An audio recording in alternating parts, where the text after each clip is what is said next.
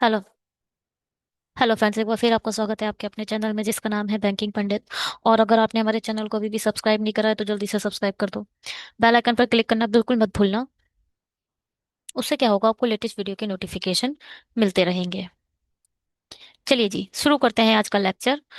शुरू करने से पहले कुछ इंपॉर्टेंट डिस्कशन जो कि हम हर वीडियो में डिस्कस करते हैं। आप चाहें तो स्किप कर सकते हैं। ज़्यादा लंबा नहीं लेती मैं इस टाइम को, है ना। तो मॉर्निंग में आपको हमारे चैनल पर मिलती है 7 AM पर एक क्लर्क लेवल, स्पेसिफिकली अगर बोलूं तो आरआरबी क्लर्क लेवल एक वीडियो। और 7 PM को मिलती है आपको एक मेंस लेवल वीडियो। ठीक है। इसमें स्पेसिफिकली मैं कुछ टाइटल नहीं देना चाहती क्योंकि एलआईसी को, जो एलआईसी एएओ मेंस लिखोगे वो भी सेम आने वाला है। एनआईएसीएल वो भी सेम आएगा। एसबीआई और आईबीपीएस क्लर्क वो भी सेम आएगा। मेंस में जो चल रही है सीरीज उसी में से आएंगे। मैं बता रही हूँ। टफ पढ़ने वालों का मन है, जैसे किसी का मन है बहुत टफ पढ़ने का, तो वो पढ़ ले। बहुत अच्छी बात है। एसबीआई पीओ को ओपन करो और पढ़ना शुरू कर लो। आपकी इच्छा है। मगर मेंस में यही से आने वाला है। जितने आने वाले मेंस हैं वो इसमें से ही आएंगे। ये मेरा मानना है। ठीक है। और आपको कोई क्वेरी है तो आप इस पर लिंक पर, इस मेल पर मेल कर सकते हो।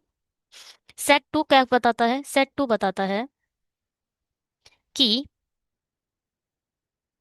इससे पहले सेट वन हो चुका है। उस सेट वन को आप जाकर, अपडेट नहीं हुई है ये slides, I have to be updated, give me moments.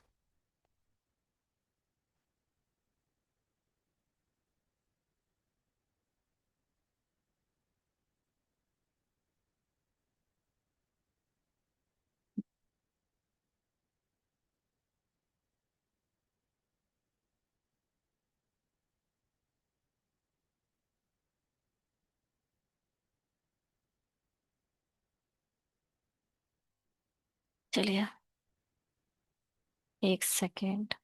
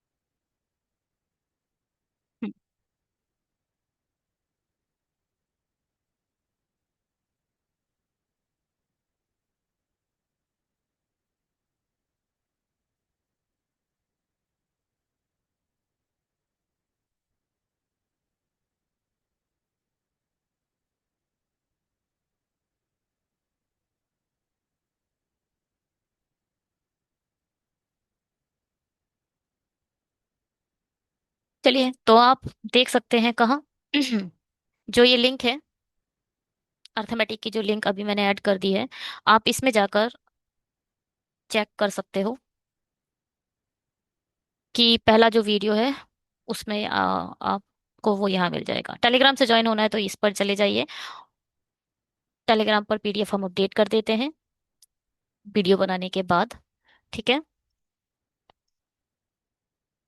और मेंस लेवल की जो 7 PM की सीरीज चल रही है वो लिंक ये है। पीओ पढ़ना है तो पीओ की लिंक ये है। और ये एक व्यू है, एक छोटा सा प्रोटोटाइप है जो है एसबीआई, डिस्क्रिप्शन बॉक्स का। जाओ, डिस्क्रिप्शन बॉक्स ऐसा ही दिखाई दे रहा होगा। शुरू करते हैं अपनी पहले क्वेश्चन को।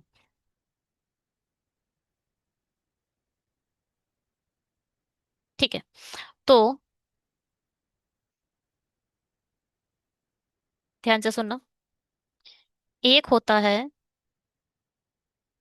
धारा के धारा की चाल, जिसे बोला जाता है स्पीड ऑफ करंट, जिसका रिप्रेजेंटेशन होता है CS। फिर बोला जाता है नाव की चाल। ठीक है। उसे स्पीड ऑफ बोट,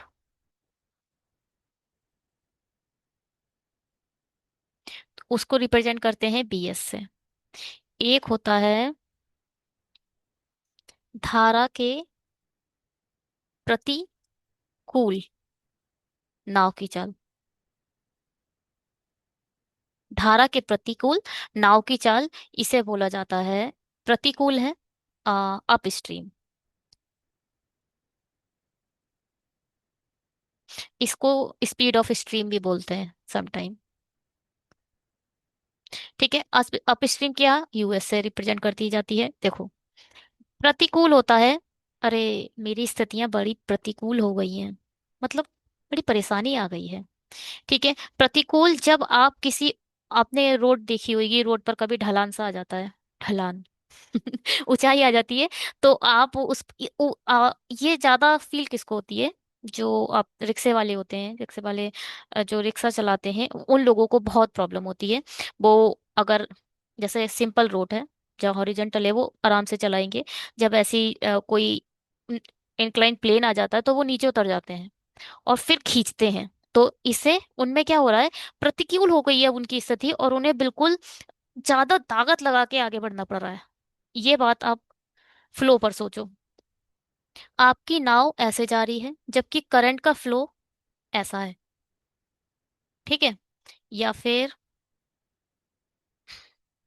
जो आपका करंट फ्लो है वो ऐसा चल रहा है, और आपकी जो नाव है वो इस साइड जा रही है, मतलब बिल्कुल फ्लो के बिल्कुल अपोजिट चल रही है। तो हल्का हल्का जो धक्का दे रही होगी वो, जो पानी है वो भी पीछे ढकेल रहा होगा, और आपको ज्यादा ताकत के साथ अपना, वो क्या कहते हैं, चप्पू कहते हैं उसे शायद, वो चलाना पड़ेगा, और आपकी नाव तब आगे बढ़ेगी। प्रतिकूल हो चुकी हैं पूरी स्थितियां, उन्हें बोला जाता है, उस समय लिखा जाता है अप स्ट्रीम को। ठीक है, याद नहीं रहता है प्रतिकूल हिंदी वालों को, जो बच्चे हिंदी में, अब टू बी फ्रैंक, जब आप वन फर्स्ट से लेके ट्वेल्थ तक होते हैं, आप अर्थमेटिक पे इतना ध्यान नहीं देते। एडवांस एडवांस एडवांस एडवांस, कोई कभी ट्रिग्नोमेट्री चल रहा है, कभी मेंसुरेशन चल रहा है, बस इसी के इर्द गिर्द नाचते रहते हैं टीचर्स, नहीं चाहते। अर्थमेटिक तो इतना ध्यान देते ही नहीं है, क्योंकि अगर हम इंटर लेवल के बात करें अपने इंडियन नेशन की, वो लोग कहाँ पर ज्यादा क्वेश्चन उठाते हैं। 80% क्वेश्चन ये लोग यहाँ से ही उठा लेते हैं एडवांस टॉपिक से।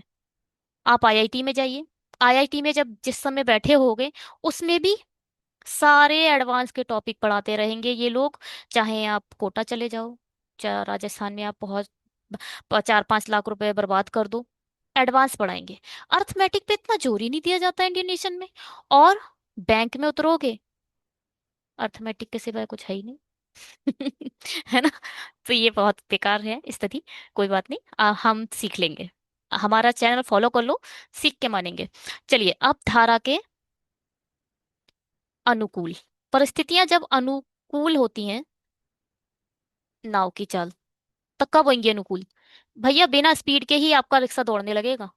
पैडल रोक दो, साइकिल चलाइए कभी, साइकिल चलाइए, तो साइकिल चलाते इस समय प्रॉब्लम होगी, और जब इधर तो पैडल को एकदम रोक दो, अपने आप आपकी साइकिल भाग जाएगी। अब स्थिति अनुकूल हो चुकी है, इसे बोला जाता है डाउन स्ट्रीम। डाउन आ रहे हो ना, डाउन स्ट्रीम, इससे रिप्रेजेंट किया जाता है डीएस से। केवल बोट एंड स्ट्रीम, चाहे मेंस का हो चाहे प्री का हो, इन चार सिंबल के अलावा कोई चौथा सिंबल नहीं है। कम से कम एक टॉपिक तो सॉलिड कर लो जिसे बोला जाए बोट एंड स्ट्रीम। इसका पहला पहला क्वेश्चन है डीएस। पीएस कैसे निकाला जाता है? डीएस प्लस यूएस माइनस, ओ डिवाइडेड बाय 2। करंट की स्पीड कैसे निकाली जाती है? DS minus US divided by 2। इन दोनों को ही ऐड कर दो या कुछ कर दो, चलो छोड़ो। डीएस की स्पीड कैसे निकाली जाती है? डीएस प्लस यूएस, जबकि बीएस प्लस सीएस, और यूएस की स्पीड बीएस माइनस सीएस, नाव की स्पीड से करंट की स्पीड को माइनस करके। बस ये चार फॉर्मूला है। एक छोटे से वो जो आते हैं ना स्टिकी नोट्स, उस पर लिखो, और लैपटॉप, कॉपी, डोर, जहां वॉल, जहां पर भी आसपास है, टांग दो। इन चारों के सिवाय कोई फॉर्मूला यूज नहीं होगा बोटनी स्ट्रीम पे। और एक समय के बाद मैं समझाना भी बंद कर दूंगी, स्टार्टिंग के कुछ लेक्चर ये कंटिन्यू समझाऊंगी, फिर सिर्फ हम फॉर्मली बात करेंगे। ठीक है, तो बनाते हैं इसे। The still water speed is 10 kilometre, मतलब करंट की स्पीड दे दी 10 किलोमीटर पर। The boat travelled 39 downstream in 3 hours. सबसे पहले स्पीड का फॉर्मूला आपको पता होना चाहिए। Speed equal to distance upon time, यही तो होती है स्पीड की स्पीड। चाल बराबर दूरी बटा समय। अब ये बोल रहे हैं the boat troubled 39 kilometre down stream in 3 hours, मतलब इसने हमने स्पीड के प्लेस पर डाउन स्पीड लिख दिया बस। कितना डिस्टेंस चला इसने? 39 किलोमीटर चला। इस वाले कंसेप्ट में बोट एंड स्ट्रीम में क्या होता है, सारे कंसेप्ट आपकी जमीन से उतरकर कहाँ चले जाते हैं? ओशियन में या पॉन्ड में या कुछ भी बोल लो, जहां नाव चलती है वहां पर। अब आप जमीन के हिसाब से नहीं, पानी के हिसाब से बात करते हैं, बस इतना अंतर है। बात कंसेप्ट, बेसिक कंसेप्ट थोड़ी चेंज हो जाएगा, डिस्टेंस अपॉन टाइम वाला वो वैसा ही रहेगा। तो जो डीएस स्पीड है 39 किलोमीटर 3 आवर्स में कंप्लीट करती है, दैट मीन्स व्हाट, डीएस की स्पीड मिल गई, मिल गई ना। डीएस की स्पीड 13 किलोमीटर पर आवर आ गई। Find the time taken by the boat will travel 26 down stream and 14 kilometre is up stream. बात की बात है। अब यहां से पहले आप अप स्ट्रीम निकाल सकते हो या नहीं? निकाल सकते हैं। सीएस का फॉर्मूला क्या कहता है? सीएस कहता है DS minus US upon 2। CS के प्लेस पर 10 लिख दिया, डीएस 13 हो गया, यूएस यूएस है 2। 20 में से 13 गए, यूएस की वैल्यू आ गई 7। यूएस की वैल्यू कितनी आ गई? 7। कैसे आ गई? इस 2 की मल्टीप्लाई इससे करी तो 20। 13 माइनस यूएस, थर्ड प्लस का यहाँ पर है, ये भी प्लस का है, माइनस डायरेक्ट हटा दो, 50 7। ठीक है।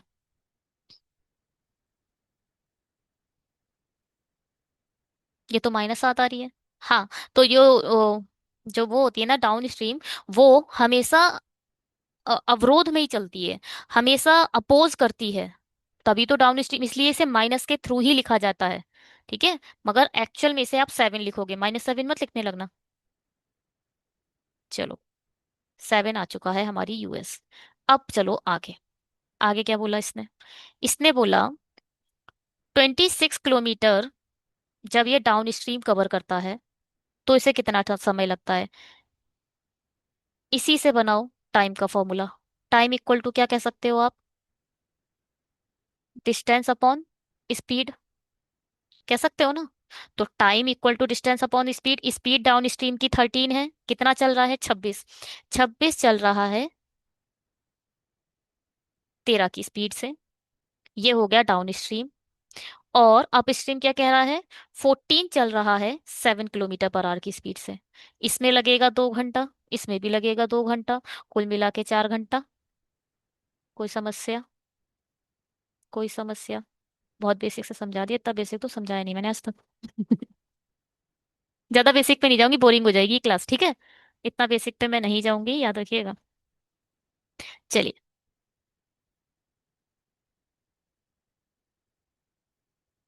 हम्म, आ, एक दुकानदार ने एक मेज का 20% की छूट पर बेचा, बिक्रय मूल्य इतना है, इतना इतना इतना है। एक चीज सुनना, चीज को सुनो, ध्यान से सुनना। देखो भैया,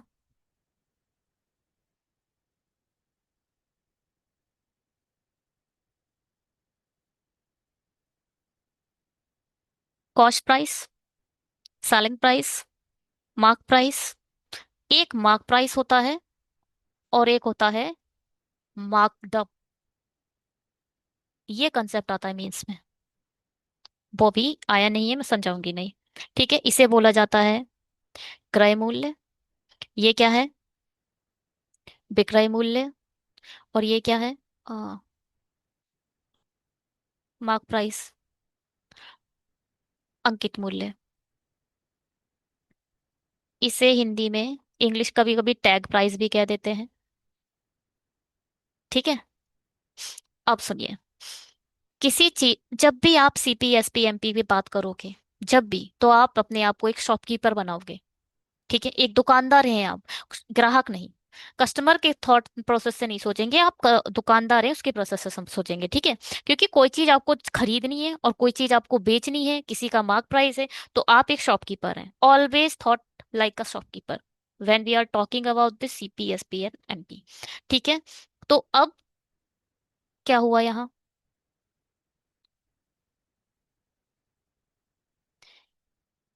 आपने कोई चीज खरीदी, आप दुकानदार हैं, दुकानदार में जो दुकान में जो चीजें होती हैं वो भी शॉपकीपर कहीं से खरीद के लाता है। ठीक है, कस्टमर बन के आप गए, आपने कुछ चीज खरीदी, और किसी चीज को आपने 100% में खरीदा। चाहे आपने उसे 10 रुपए में खरीदा, चाहे आपने उसे 50 में खरीदा, चाहे उसे 70 में या 75 में खरीदा, हर जो वैल्यू होगी वो 100% होगी। अब उसे आपने 20% के प्रॉफिट पर बेच दिया, मतलब आपने 120% पे बेच दिया। याद रखिए, 100 की चीज 120%, सपोज आपने 50 की चीज खरीदी और 20% के प्रॉफिट पर बेच दिया, तो इसे कैसे निकालोगे? पहले 50 का 20% निकालो, 10।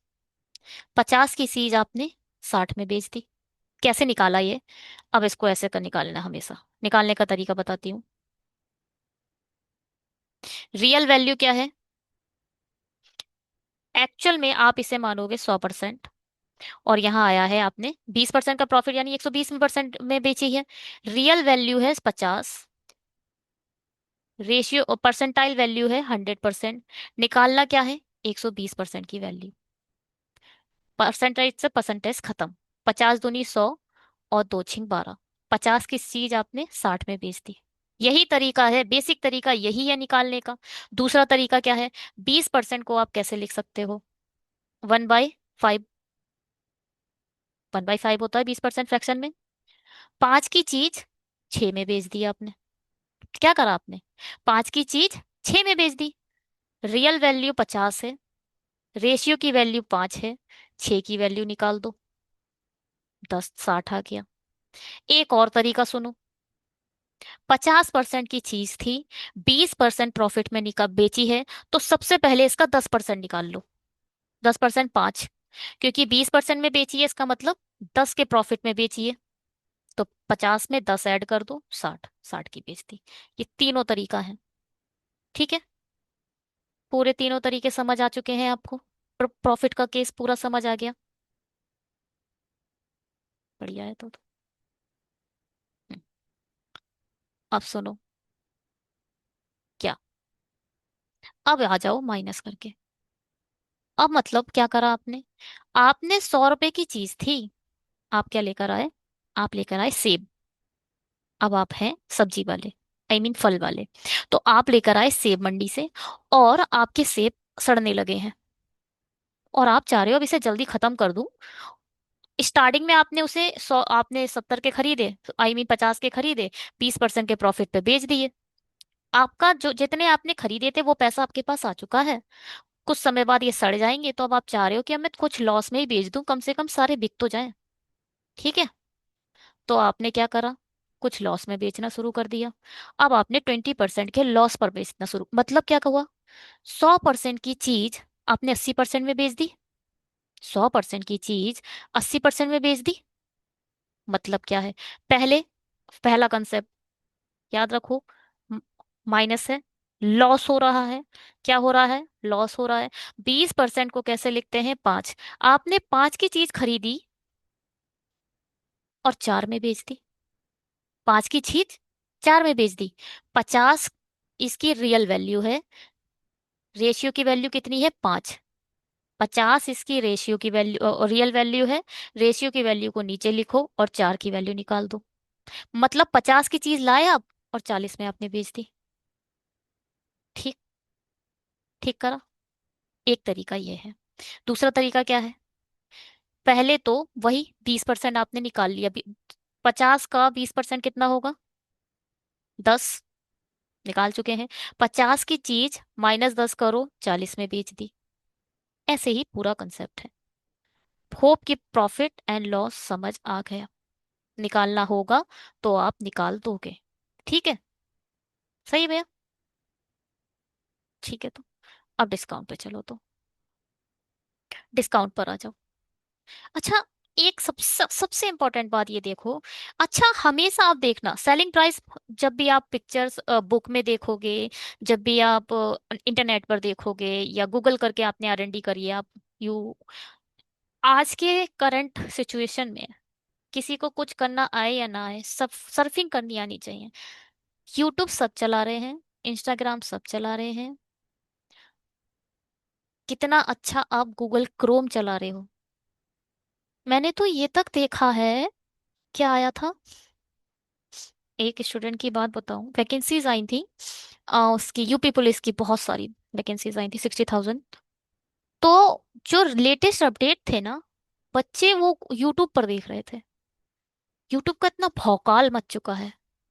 मैं भी यूट्यूबर हूँ, मुझे यूट्यूब की ज्यादा प्रेज करना चाहिए as a YouTuber, but as a teacher मैं आपको बोलूंगी, YouTube is a part of a Google. ठीक है। गूगल का एक छोटा सा प्रोडक्ट है यूट्यूब।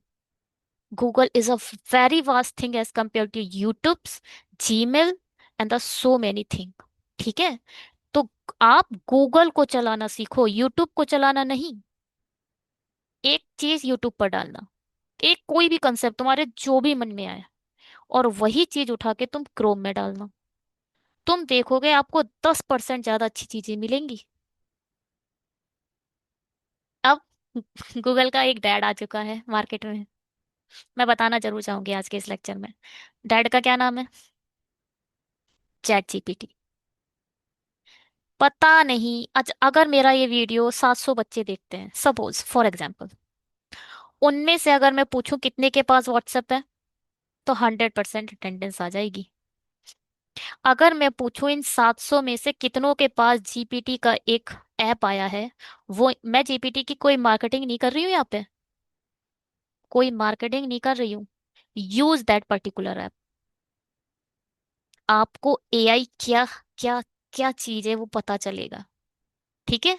व्हाट्सएप को करो अनइंस्टॉल, क्योंकि व्हाट्सएप अगर एक मैनेजर है, उसने एक ग्रुप बना रखा है जिसमें वो अपनी बहुत अपनी प्रोडक्ट टीम से बात करता है, मार्केटिंग टीम से बात करता है, टीम टीम लीड से बात कर रहा है, बहुत सी चीजों को यूज कर रहा है, उसके पास व्हाट्सएप होगा, क्योंकि वो अपना प्रोडक्शन, अपनी प्रोडक्टिविटी उस पर यूज करता है।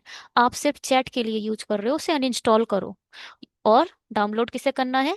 चैट जीपीटी को। जितने भी ये हैं बच्चे, सबके सब आज के आज ही चैट जीपीटी को डाउनलोड करो। चलो कर लेंगे। करें क्या उस पर? उस पर सबसे पहला टॉपिक डालो। Please help me with for understanding about the mark price. सिर्फ मार्क प्राइस का एक चीज डाल देना। 4 तरीकों से वो मार्क प्राइस आपको समझाएगा, मिनिमम 4। और फिर देखना कि अरे, अच्छा ये भी मार्क प्राइस होता है, खुद समझ में आ जाएगा। यूज करो यार, जो चीज आई है उसका यूज करना सीखो भैया, बहुत जरूरी है। ठीक है। अब एक चीज और डालो। क्या? LIC AO लिखोगे, मीन्स होप कि आप लोग उनमें से एक हो। या RIC वो लिखोगे, RRB क्लर्क। या फिर फ्यूचर में एक अच्छे एग्जाम लिखोगे तो आप लिखो, how can be write an email for the banking examination. आपको एक पैटर्न लिख कर दिखाएगा। आपसे सबसे पहले वो पूछेगा, अच्छा आपको ये, आप हिंदी में बात करोगे ना, आपसे हिंदी में बात करेगा। सबसे अच्छी चीज है उसकी। सबसे पहले वो आपसे पूछेगा, अच्छा ये बता दो मुझे ईमेल किस पर लिखना है। आप उसे एक सब्जेक्ट लाइन दे देना। फिर आपको वो पूरा प्यारा सा पैटर्न में एक ईमेल लिखकर दिखाएगा। आप देखिएगा, ईमेल राइटिंग भी इसे कहते हैं। जरूर डाउनलोड करिए, जीपीटी बहुत अच्छा है। चैट जीपीटी बहुत अच्छा है। प्लीज। चलो अच्छा ठीक है, आगे बढ़ते हैं। क्या था? पता नहीं कहाँ थी। हाँ, सेलिंग प्राइस हमेशा मिड में होता है। अगर कॉस्ट प्राइस पे कुछ प्रॉफिट मिलता है वो भी सेलिंग प्राइस तक ले जाएगा, या लॉस होता है वो भी सेलिंग प्राइस।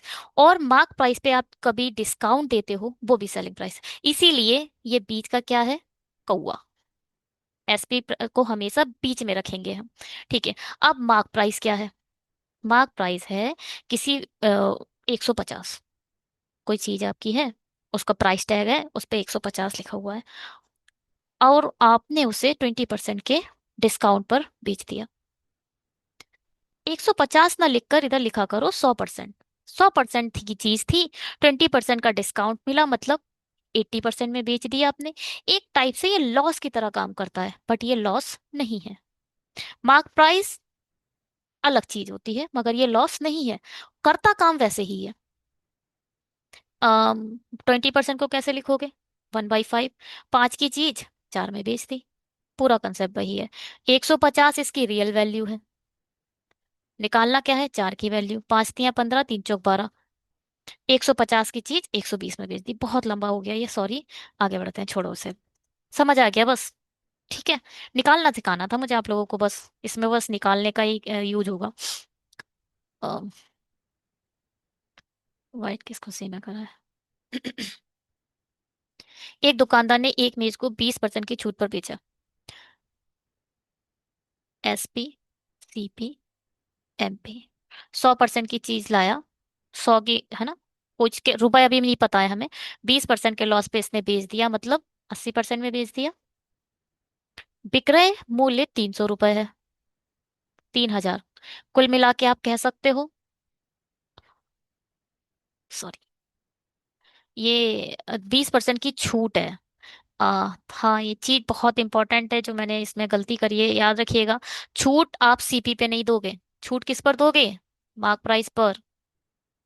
बहुत अच्छी चीज इसमें एक बता दी जो मैंने आप लोग को वीडियो में नहीं बताई, वो ये थी कि छूट हमेशा कहाँ दी जाएगी? मार्क प्राइस पर। और प्रॉफिट और लॉस कहाँ पर होगा? कॉस्ट प्राइस पर। ठीक है।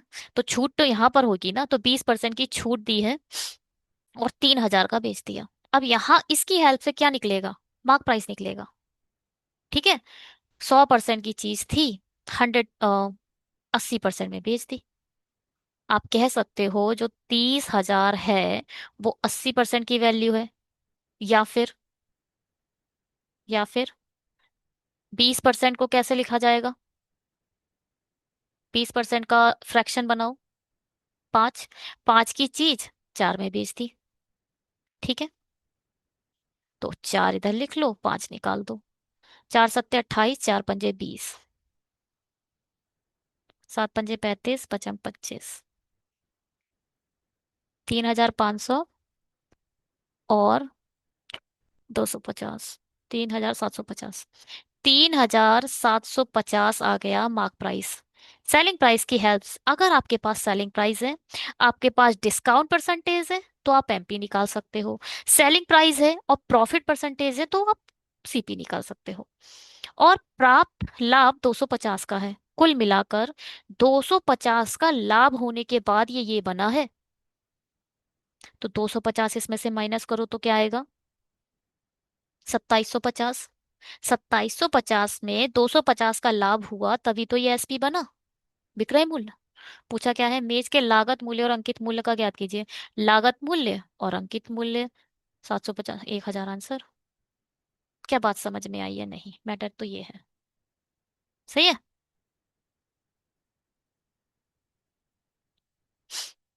जैसे कि कभी ऐसा हुआ आपको, गूगल लेंस का यूज करा है?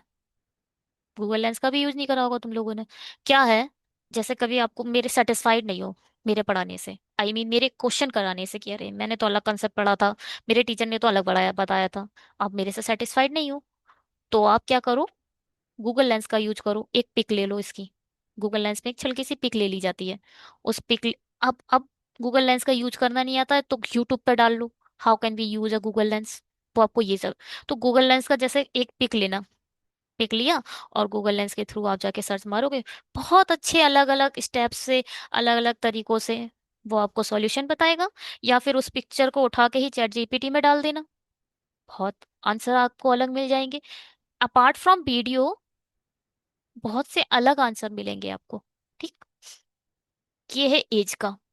मैं एज का थोड़ा बताऊंगी, सुनो। एक फादर थे और एक उनका था सन। आज वो दोनों 30 साल के हैं। 5 साल बाद बताओ कितने के होंगे?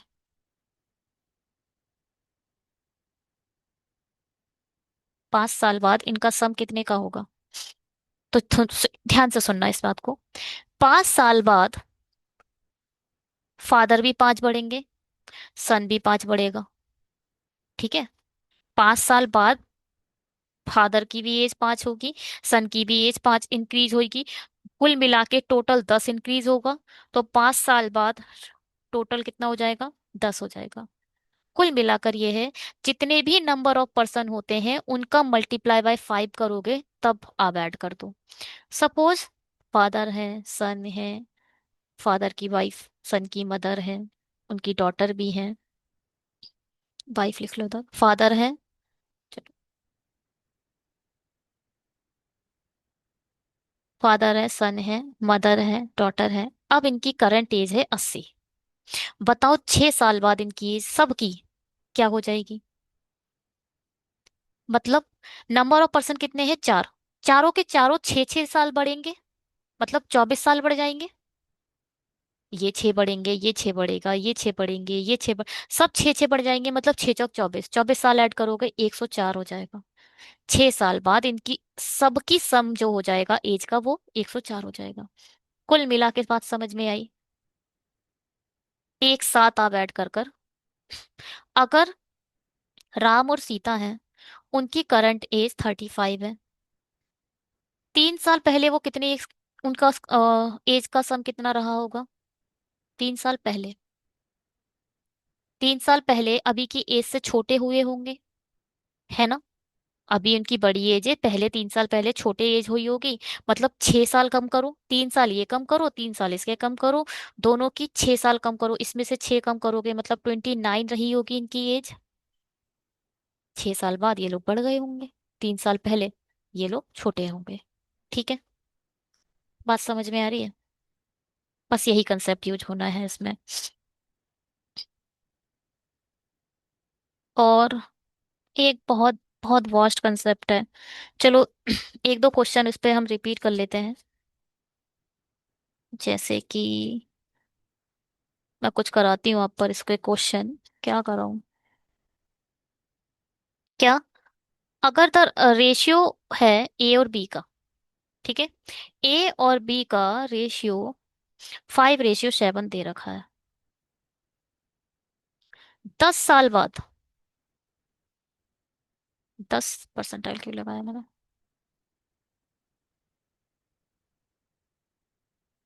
10 साल बाद इनका रेशियो क्या हो गया? 7:9 हो गया। ध्यान से सुनना। तो ए की एज बताओ, करंट परसेंटेज। ठीक है, ये परसेंटेज है, और 10 साल बाद ये रेशियो ये हो चुका। कैसे करोगे इसे? देखो, यहाँ 2 का गैप है, ये भी 2 का गैप है, मतलब 2 की वैल्यू ही 10 है, तो एक की वैल्यू कितनी है? 5 है। ए की एज पूछी है, मतलब 5 की बात पूछी है तो 25 है। ए की एज कितनी है? 25 है। एक क्वेश्चन और लिख लो।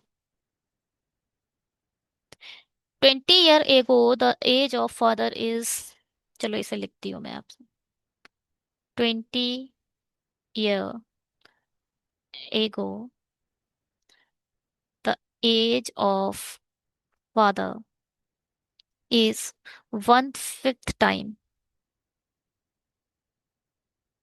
of son age। और क्या?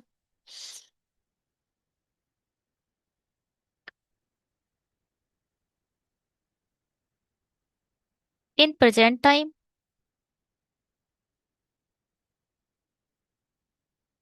the age of father या father's age is 2 time of son। find present age of father।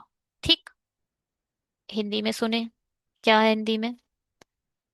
जो पिता है उसकी जो आयु है, 20 साल पहले पिता की आयु 1.5 गुना थी अपने पुत्र की आयु से।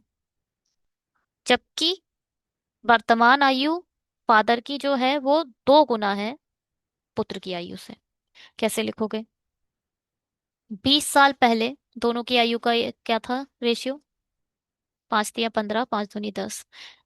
इधर लिखते हैं फादर, इधर लिखो सन। 20 साल पहले अगर सन 2 का था तो फादर 3 का था। 20 साल पहले। ठीक।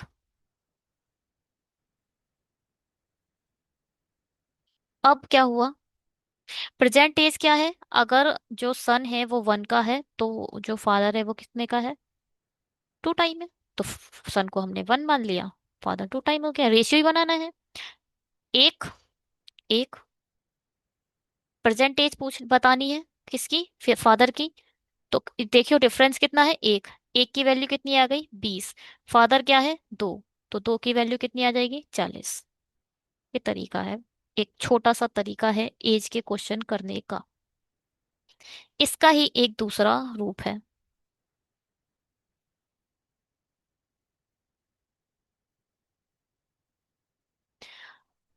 फादर और सन की जो रेशियो है वो 5:7 है। कब? प्रेजेंट। और 2 साल बाद रेशियो हो जाता है 8:11। एक ही प्रेजेंट एज बताओ। अब इसे देखो, ये कितने का गैप आ रहा है? 3 का। ये कितने का गैप आ रहा है? 4 का। तो इसे कैसे करोगे? यहाँ 2 है। कैसे करोगे इसे बताओ? अब तो कंसेप्ट चेंज हो गया। कंसेप्ट चेंज होने का मतलब ये है, अब इनको देखो। 8 3 11, 5 2 7। इसकी मल्टीप्लाई 3 से कर दो, इसकी मल्टीप्लाई 2 से कर दो। मतलब इनको 2 से मल्टीप्लाई कर दो, इनको 3 से। ये हो जाएगा 15, ये हो जाएगा 21, ये हो जाएगा 16, ये हो जाएगा 22। आ गया एक का गैप।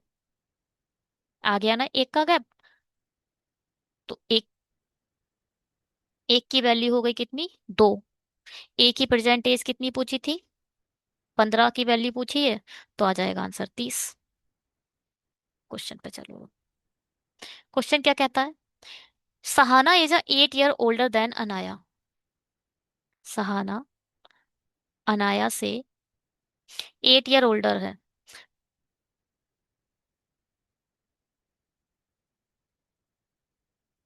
तो अनाया अगर एक्स की है तो ये x+8 की है। ठीक है। Anaya was a 17 year old when she was 12 year ago. Anaya was a 17 year. Anaya 12 साल पहले 17 की थी। 12 साल पहले 17 की थी। तो 12 साल बाद कितने की हुई हो गई? 29 की हो गई होगी ये। ठीक है। ये इसकी प्रेजेंट एज 29 आ गई है। ये जो कौन है? सहाना जो है वो इससे 8 साल बड़ी है, मतलब ये 37 की हुई होगी। The sum of a present age of a Sahana and the Bihana is 57 year, then find the present age of the Bihan. जो हमने पूरा कंसेप्ट यूज करा वो यूज ही नहीं हुआ, बताओ। बट मैंने आप लोग को बता दिया। The sum of present age of Sahana and the Bihan. Sahana तो 57 की है। सहाना और विहान की जो एज का सम है वो 57 है। तो ये 37 की है, तो इसका बिहान बिहान 20 का रहा होगा। 20 और 30 मिलकर 50 बनाते हैं। ठीक है। एक कमेंट आया था कि जस्ट बिकॉज मुझे अर्थमेटिक नहीं आ रही है मेरा सिलेक्शन नहीं हो पा रहा है। तो भैया तुम अलग अर्थमेटिक पढ़ क्यों नहीं रहे हो? मतलब तुम्हें पता भी है तुम्हारा सिलेक्शन रुक कहाँ से रहा है, फिर भी तुम नहीं पढ़ रहे हो है? कैसी कैसी बात।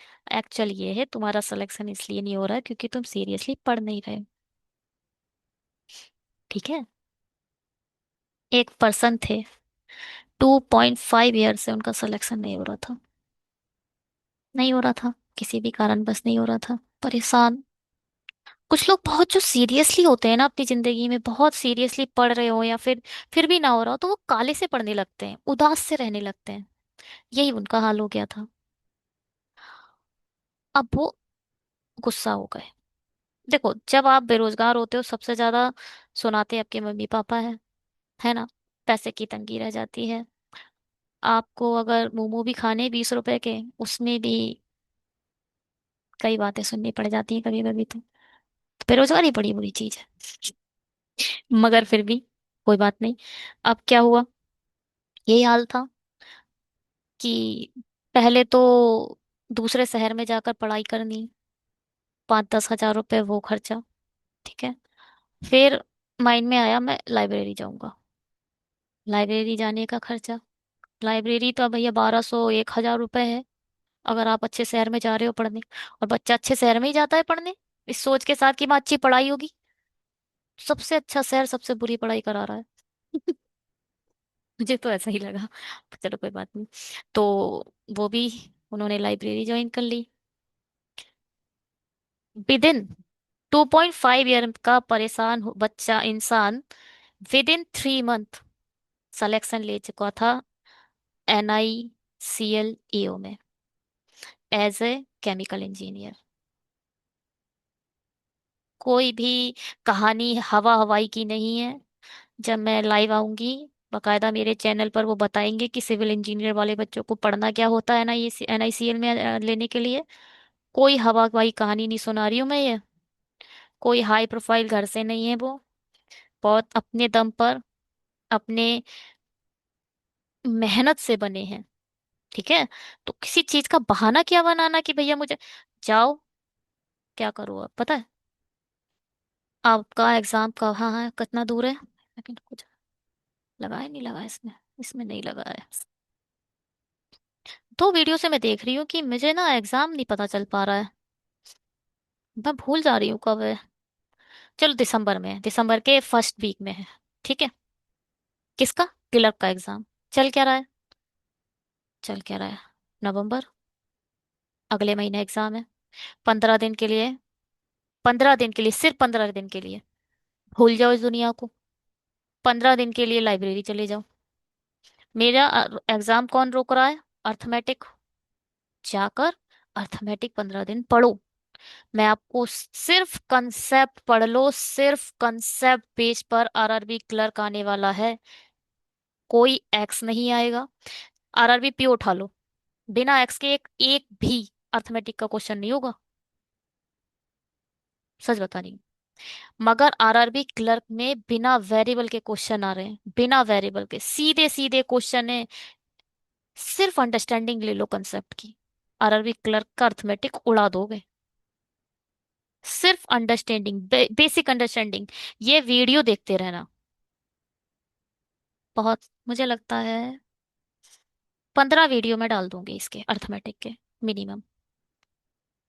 अगर आपने ये देख लिए तो मुझे ऐसा लगता है मैं बेसिक कंप्लीट करा दूंगी आपका, और आप इसे उड़ाकर आना। ठीक है। कोई भी ऐसी चीज जो आपका एग्जाम रोके, तो उसे आप सबसे पहले सीखो, please. The person A and B started the business with investment of 18,000 and 45,000। जब ऐसा आए ना, इसे बोलते हैं पार्टनरशिप। कॉन्सेप्ट का नाम है पार्टनरशिप। ऐसे में सबसे पहले इन दोनों का रेशियो बनाया करो। 9 दूनी 18, सॉरी, 9 दूनी 18, 9 पंजे 45। एक्चुअल में 2:5 के रेशियो में इन्वेस्टमेंट करा ए और बी ने। उसके बाद क्या करा? उसके बाद इसने क्या करा?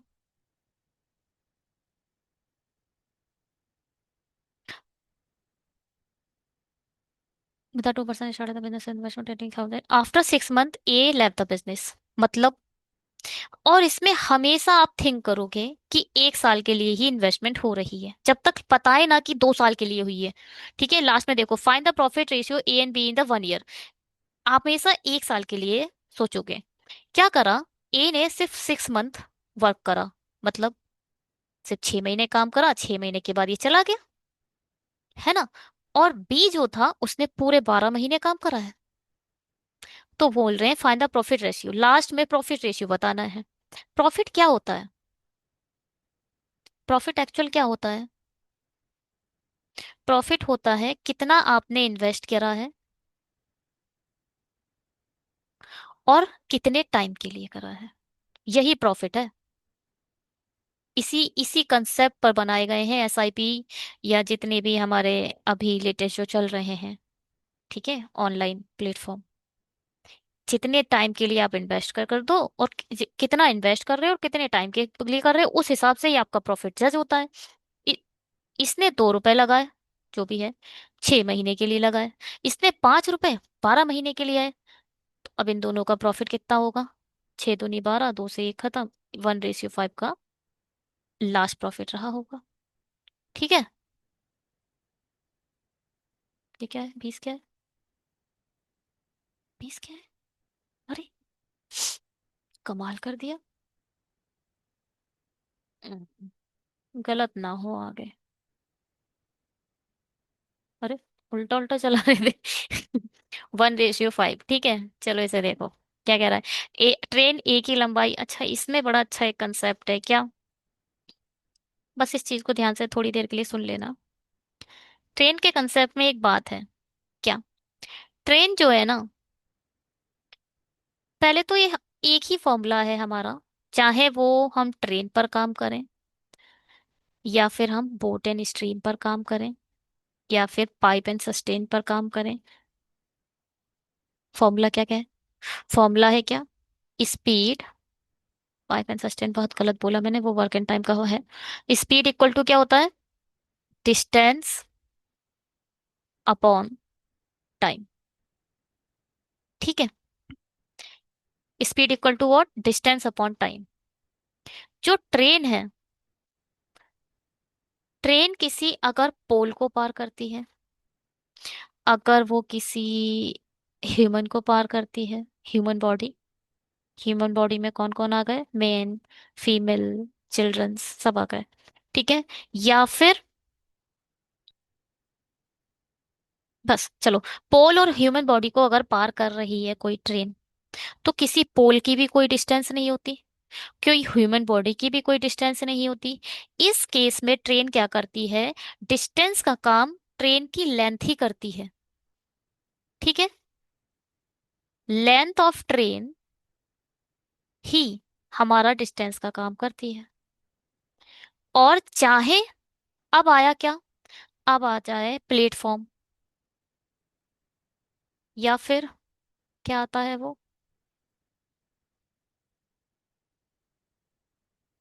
चलो प्लेटफॉर्म आता है। ठीक है।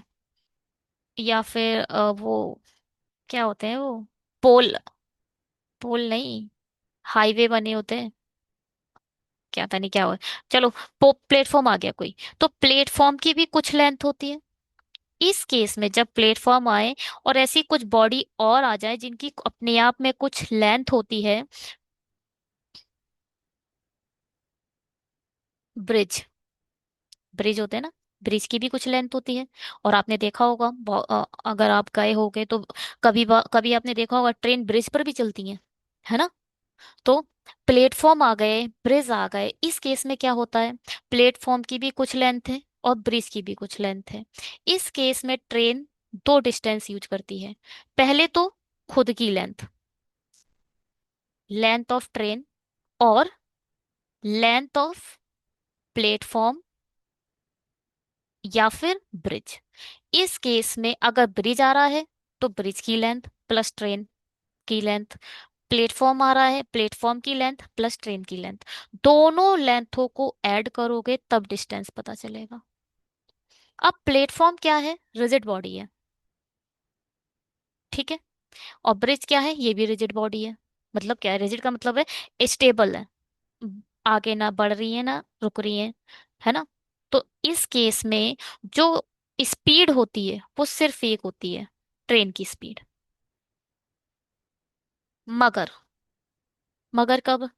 अगर ट्रेन के सामने कोई दूसरी कार आ गई, कार की भी कोई लेंथ नहीं होती, कार भी बिना लेंथ के ही आपको अ, देखी जाएगी। ठीक है। अगर दे जाए कार की लेंथ तो बात अलग है, वो गिवन है तो अलग है, मगर कार की आप लेंथ लोगे नहीं बाय डिफॉल्ट। और कार छोड़ो, स्कूटर ले लो।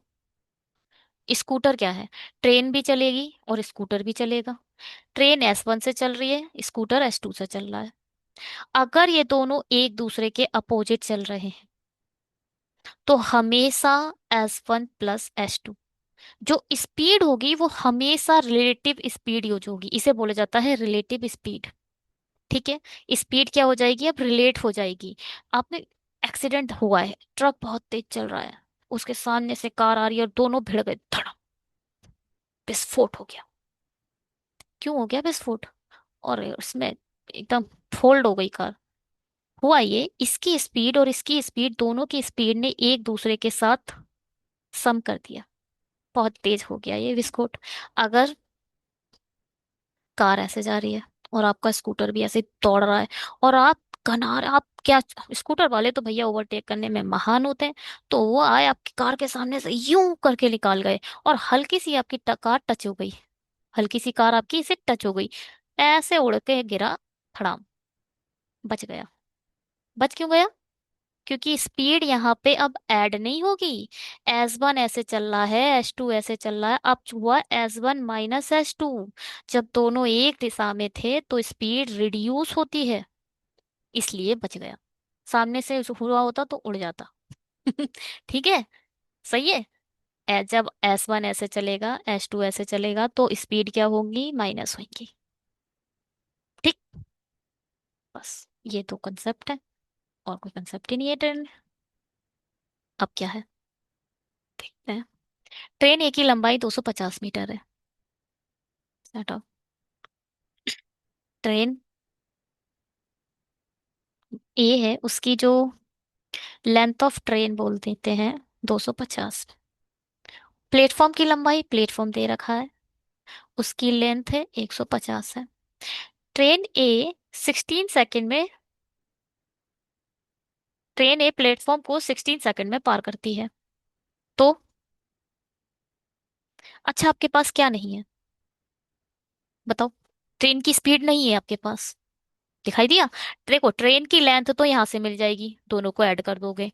टाइम आपको 16 सेकेंड मिल चुका है, स्पीड कहीं निकली, स्पीड निकाल दो। Speed of train, total distance 400, length of train और प्लेटफॉर्म की दोनों की डिस्टेंस को ऐड करोगे तब डिस्टेंस बनेगा, पहले समझाया मैंने। और कितने सेकंड में पार कर रही है? 16 सेकंड में पार कर रही है। 16 दूनी 32, 16 पंजे 80। कुल मिलाकर ट्रेन की जो स्पीड आई है, स्पीड जो आई, वो क्या आई? 25 किलोमीटर, नहीं किलोमीटर नहीं है, मीटर पर सेकेंड। ठीक है। ट्रेन बी की गति ट्रेन ए की गति की तुलना में 40% अधिक है। 40%। 25 का 40% बताओ भैया। इसे कैसे कर सकते हो आप? 25 का 140% निकाल दो। 25 चौक 100, चार तियां 12, 4 पंजे 20, ये भी एक तरीका है। 25 का 40% निकालोगे तो क्या है, कैसे निकालोगे? 25 का 10% आएगा 2.5, और इसकी मल्टीप्लाई 4 से कर दो, आ जाएगा 10। 25 में 10 ऐड कर दो, 35। ट्रेन बी की गति पूछी है, बस 35 मीटर पर सेकेंड। ठीक है।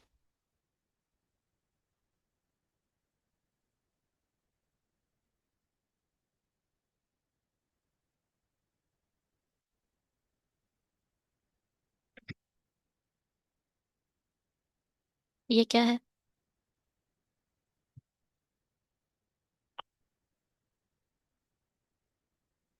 Pankaj can complete 40% of the work. अब थोड़ा सा बेसिक रोक देते हैं, आगे के कंसेप्ट अब फिर से रिकॉल कर लेंगे, वरना बहुत लेंथी हो जाएगा ये। Pankaj can complete 40% of the work in 12 days. 40% काम को 12 दिन में करता है, तो 100% काम कितने दिन में करेगा? ऐसा कैसे? 40% को कैसे लिखोगे? फ्रैक्शन में बदल दो। 2 दूनी 4, 2 पंजे 10,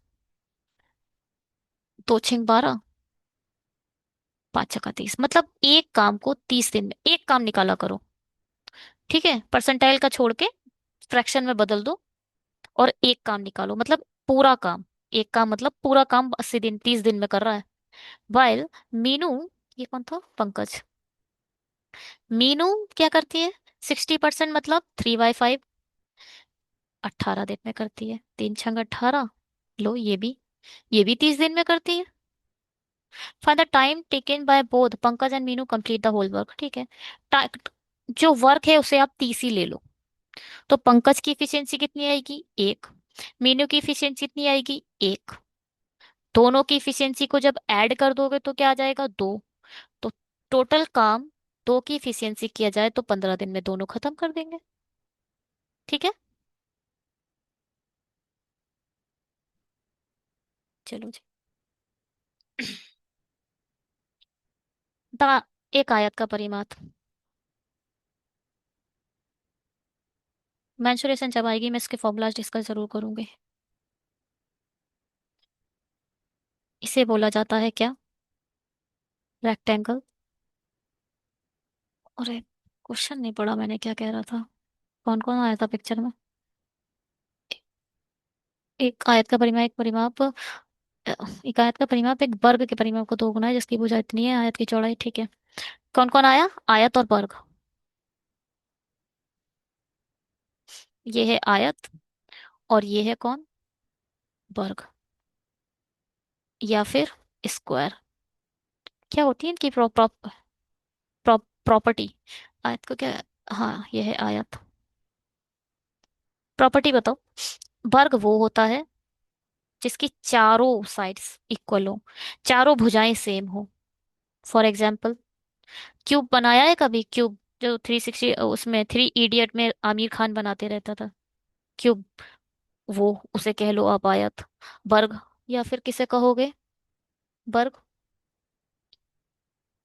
चलो उसे क्यूब को याद करो। जैसे लूडो खेला है, लूडो का जो वो होता है कॉइन, वो भी वर्ग है। वर्ग की तरह ही बनाया जाता है, चारों सेम सेम रखे जाते हैं। मतलब वैसे तो वो क्यूब है, क्यूब की मैंने आपको बता दी एग्जांपल। बट 3D फॉर्म, ये 3D फॉर्म इसका अगर आप एक ये उठा दोगे ना, तो ये वर्ग है। ठीक है, एक अगर आप इसकी साइड्स उठा लोगे। अच्छा, रेक्टेंगल क्या होता है? जैसे माचिस की डिबिया, माचिस की डिबिया या फिर आईफोन, आपका फोन, कोई भी फोन। ठीक है,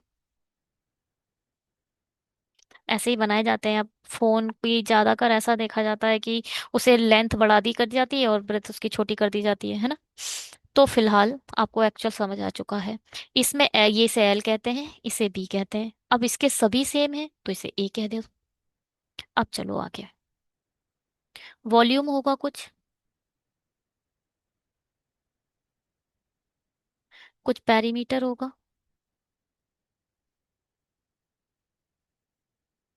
है जी? 1 सेकेंड।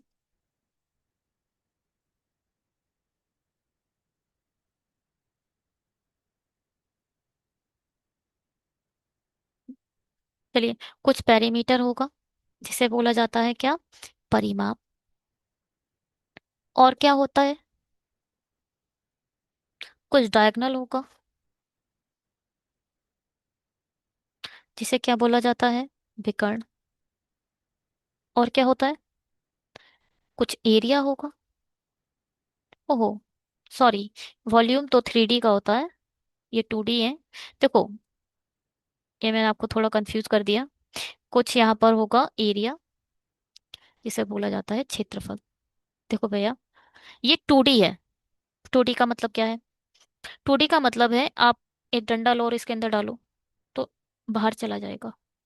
2D, 2D क्या होता है? खोखला होता है। खोखला होता है मतलब स्पेस है, ये स्पेस स्पेस है। इसमें आप कुछ भी चीज डालो तो वो चली जाएगी अंदर। 3D का मतलब है वो सॉलिड होती है।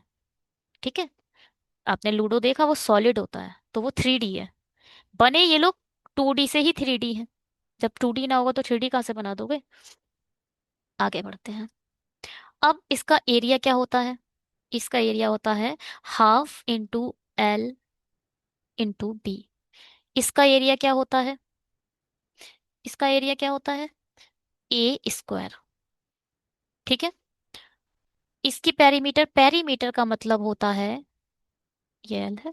पेरीमीटर मतलब जितने भी लाइन से उनको सम कर दो। एल प्लस एल मतलब 2L, B+B+2B, 2L+2B।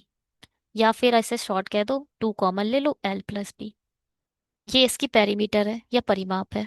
इसका पेरीमीटर ए 4 है। डायगोनल, यहां से इसे डालोगे ये बनता है डायगोनल। डायगोनल कैसे निकालोगे इसका? ये क्या बन गया है? ये वही बन गया, ये बन गया रेक्टेंगल। ये 90 डिग्री होता है। रेक्टेंगल का ये वाली साइड कैसे निकाली जाती है? पाइथागोरस पाइथागोरस का यूज कर दूं। Under score L square plus B square, ये होता है इसका डायगोनल। इसका डायगोनल क्या है? A square plus A square, under root A square plus A square, 2a square. A square है तो एक बाहर आ जाएगा, तो अंडर a√2, बहुत कॉमन है। स्क्वायर का डायगोनल क्या है? a√2, लिख लो, इंपॉर्टेंट है, आएगा काम में फ्यूचर में। चलिए जी, परिमाप का आयत का परिमाप अभी बताया, 2l+b क्या है? वर्ग के परिमाप का 2 गुना है। वर्ग का परिमाप मतलब 4a, है ना? 4a का 2 से 2 खत्म, तो आप कह सकते हो l+b = 4a। एक सेकेंड रुको, पेन बेकार हो रहा है मेरा। और ये बोल रहे हैं जिसकी भुजा सेंटीमीटर 16 सेंटी, जिसकी किसकी? वर्ग की। वर्ग की भुजा 16 दे रखी है, मतलब ए की जो वैल्यू है वो 16 दे दी है, तो 16×4 = 64। आप कह सकते हो l+b = 64। आगे बढ़ो। यदि आयत की चौड़ाई 20 सेंटीमीटर है तो आयत की लंबाई बताओ।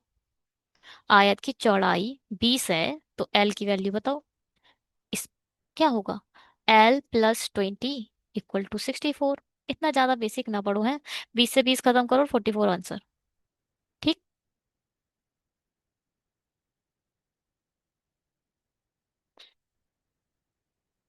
50 छात्रों का औसत इतना है। 3 छात्र जो चले गए उनकी औसत इतने किलोमीटर है। 4 छात्र जो शामिल हुए उनका औसत इतना है। तो छात्रों का नया औसत ज्ञात करो।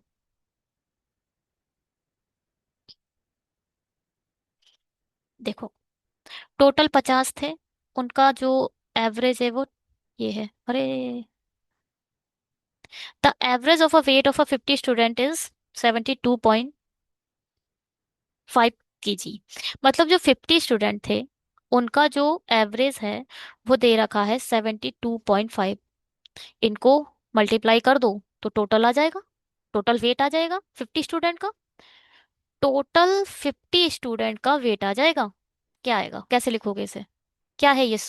50 कुछ नहीं है, 100/2 है। 50 क्या है? 100/2। तो 2 से डिवाइड कर दो और 100 से मल्टीप्लाई कर दो, तो 2×3 = 6, 2×6 = 12, 2×2 = 4, 2×5 = 10। जब 100 से मल्टीप्लाई करोगे तो जीरो बचेंगे नहीं। 50 को लिख दिया, 72.5 को और 100 डिवाइड करना है 2 से। 2×3 = 6, 2×6 = 12, 2×2 = 4, 2×5 = 10। ये जो पॉइंट आया, ये पॉइंट गया नीचे, 2 जीरो बढ़े और ये खत्म। आया कितना? 36, 25। ठीक।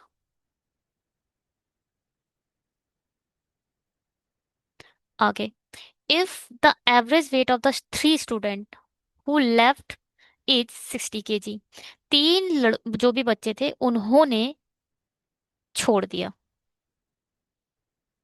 जो चले गए। ठीक है, 3 लोग बच्चे चले गए, मतलब 6×3 = 18, 180 वेट लेकर ये चले गए।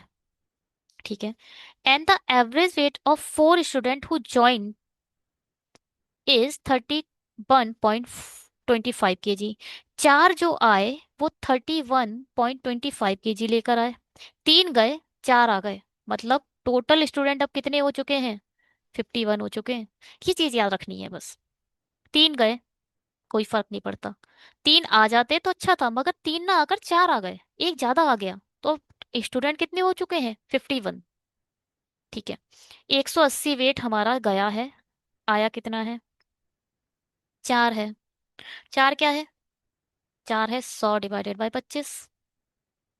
4 के प्लेस पर 100/25 लिख सकते हो। 25 से मल्टीप्लाई करो, 25 से डिवाइड करो, 100 से मल्टीप्लाई कर देना। 25 से कम 25, बचा कितना? 5 और 1 6, 25×2 = 50, बचा 12, 25×5 = 125। कुल मिलाकर 180 गया और 125 मात्र आया। तो कितना एक्चुअल में और रह गया? आप यहाँ पर 125 माइनस करोगे तो 45 नहीं, 55। 55 kg और ज्यादा चला गया आने के रिस्पेक्ट में।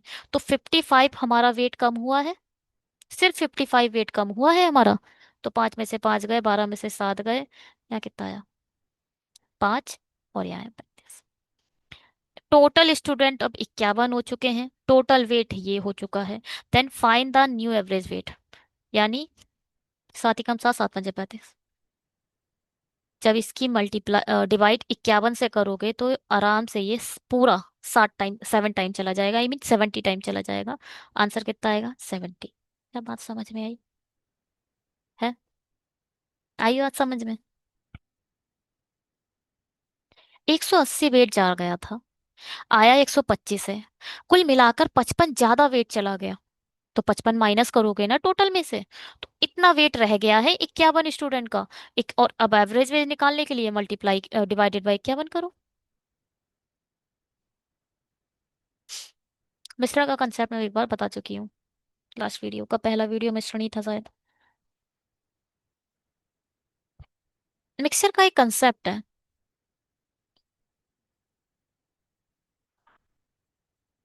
एक बड़ा अच्छा कंसेप्ट है मिक्सचर का, कि मिक्सचर कहता है अगर मिल्क और वाटर है, उनमें रेशियो 2:3 है। चलो एक्स वाई मान लो अभी के लिए, एक्स वाई है।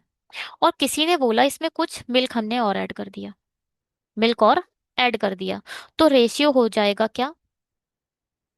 जो एक्स है वो तो बन जाएगा जेड, मगर वाई क्या रहेगा? सेम रहेगा।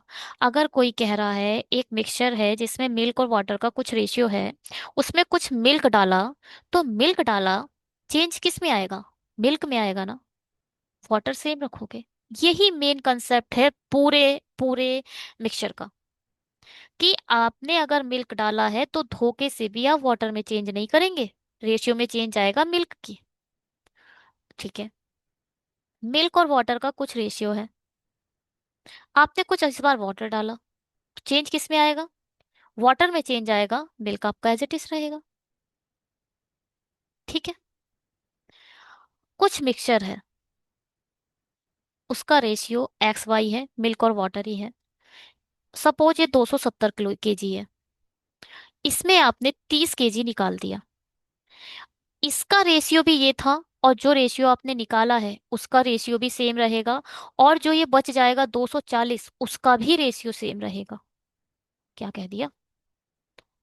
जो स्टार्टिंग में रेशियो था वो भी रेशियो सेम होगा, जो निकाला आपने उसका रेशियो भी सेम होगा, निकालने के बाद जो बचा उसका भी रेशियो। यहां से एक कहानी या लाइन बनाते हैं, किसी मिक्सचर में से आप कितना भी मिक्सचर निकाल दो, निकले हुए मिक्सचर का भी रेशियो वही होगा जो शुरू वाले मिक्सचर का था, निकलने के बाद जो मिक्सचर रह जाएगा उसका रेशियो भी वही होगा जो शुरू में था। सही है, बहुत अच्छी कंसेप्ट बताइए मैंने आपको यहाँ पर, नोट इट। अगर कोई बोल रहा है 2:7 है, इसमें आपने, ये मिल्क है ये वाटर है, कुछ मिल्क आपने ऐड कर दिया, सपोज एक्स मिल्क, और रेशियो हो गया 5:14। चलो 2 से 5 हुआ, पता चला 7 से 14 क्यों हुआ? ये तो नहीं होना चाहिए था। इसके लिए आपको क्या करोगे कि अब इसे आप 14 बनाओगे, कि इसको बनाने के लिए आपको 2 से, तो ये हो जाएगा 4, ये हो जाएगा। आपको वाटर सेम रखना है, मिल्क ऐड हुआ है तो मिल्क में चेंज करो, वाटर सेम रखना पड़ेगा, बस यहीं पे क्वेश्चन सॉल्व हो जाएगा। आगे बढ़ते हैं, खत्म करते हैं इसे। चलो जी, एक बर्तन में 5 और 3 के अनुपात में दूध और पानी है, 5 और 3 के अनुपात में।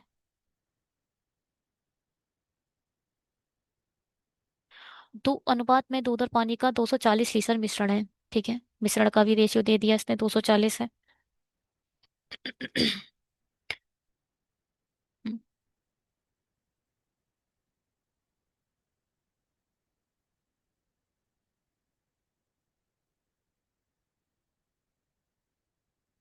ठीक है, और क्या था? यदि मिश्रण में 30 लीटर दूध मिलाया जाता है, ठीक है, 30 लीटर मिल्क ऐड किया जाता है, अंतिम मिश्रण में दूध से पानी का अनुपात ज्ञात कीजिए। देखो, 5 3 8, 5 3 8, रियल टोटल 240, रेशियो का टोटल 8, एक की वैल्यू 30। आप कह सकते हो एक मिक्स एक एक पॉइंट जो यहाँ रेशियो से बोला जाए तो एक ऐड करा गया है। अगर मिल्क 5 था तो मिल्क में एक ऐड कर दो, इसे 6 कर दो। वाटर वाटर सेम ही रहेगा, तो ये 2 हो जाएगा, ये 1 हो जाएगा। कह सकते हो या नहीं? ठीक है यहाँ तक। ये शॉर्ट फॉर्म है, समझ आई? भैया 30 मिल्क ऐड करा है, उसे हमने रियल वैल्यू से हमने उसे रेशियो के फॉर्म में खत्म कर दिया। हमने इसे रेशियो बना दिया। 5 और 3 8 था। Real total 240। रेशियो की बात करें, इसने एक ऐड करा है, 5 को 6 बना दो, 3 का 3 रहने दो, रेशियो बन जाएगा 2:1। चलो छोड़ो अब। मिल्क और वाटर है, 240 रियल वैल्यू है, 5:3 है। रेशियो में डिवाइड करो तो पूछाते हैं क्या था? अंतिम में क्या 30 लीटर दूध और मिलाया जाता है ना। चलो ठीक है। अब 30 लीटर दूध और मिला दोगे। पहले से रियल टोटल 240, रेशियो का टोटल 8, 8 × 3 = 24। ये हो जाएगा 150, ये हो जाएगा 90। ठीक। 30 लीटर दूध और मिला दिया गया तो ये हो गया 180, ये रह गया 90। 90 कम 90, 90 दूनी 180। Final ratio 2:1। ये है आपका बेसिक, जो कि आपको कभी नहीं करना है। इसको सीखो, ये इंपॉर्टेंट है। मगर ये भी इंपॉर्टेंट है किसके लिए? मेंस के लिए। रानी स्पेंड 15% ऑफ हर सैलरी। 100% था रानी का सैलरी, उसमें से 15% इसने एजुकेशन पर लगा दिया। पढ़ाई के साथ, कमाने के साथ साथ पढ़ भी गई है रानी। And 1/4 of a salary on house rent. ठीक है। 1/4 कितना होगा इसका? 25%। 25% इसना HRA पे खत्म कर दिया।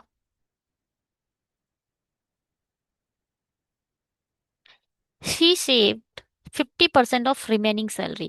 पहले तो अब ये बताओ, इसकी सैलरी खत्म कितनी हो गई? 40% तो खत्म कर दी। बची कितनी? 60%। भैया 40% खत्म हो गई, 25 5 30 और 10 40। 60% में से 50%, 60 का 50% मतलब 30%। 30% क्या करती है ये? सेव करती है, विच इज 6000। कुल मिलाकर 30% की वैल्यू ही तो 6000 है। सैलरी निकालनी है मतलब 100% की वैल्यू निकालनी है। परसेंटाइल से परसेंटाइल खत्म, जीरो से जीरो खत्म, 3 दूनी 6। कुल मिलाकर 20,000 सैलरी थी रानी की। तभी तो पढ़ाई भी कर रही थी, ये सैलरी कम है लड़की की। ठीक है। चलो। अरे, thank you so much videos को देखने के लिए। अगर आपको हमारा ये अच्छा लग रहा है चैनल, ये वीडियो अच्छा लगा, तो प्लीज ज्यादा से ज्यादा सब्सक्राइब करिए अपने उन फ्रेंड्स के पास जिनको हमारे चैनल के बारे में नहीं पता है। छोटी स्टोरी मैं आज बताती हूँ आप लोगों को। कभी कभी हम अपने फ्रेंड्स को इतनी अच्छी अच्छी बातें बताते हैं, वो याद नहीं रहती। कभी आप किसी भी फ्रेंड की स्टडी की हेल्प करना या मनी की हेल्प करना, वो हमेशा याद रखेगा। हम्म। और वो भी नहीं, मनी तो आती जाती रहती है। स्टडी में आप जिसकी हेल्प करेंगे वो ऑलवेज आपके माइंड में घर कर जाएगा कि भैया उसने बताया था मुझे ये लेक्चर। हेल्प करो अपने उस फ्रेंड की, और उसके माइंड में हमेशा के लिए रह जाओ। Bye. Have a great day. Telegram को ज्वाइन करना, वहां पर PDF अपडेट कर दिए जाएंगे।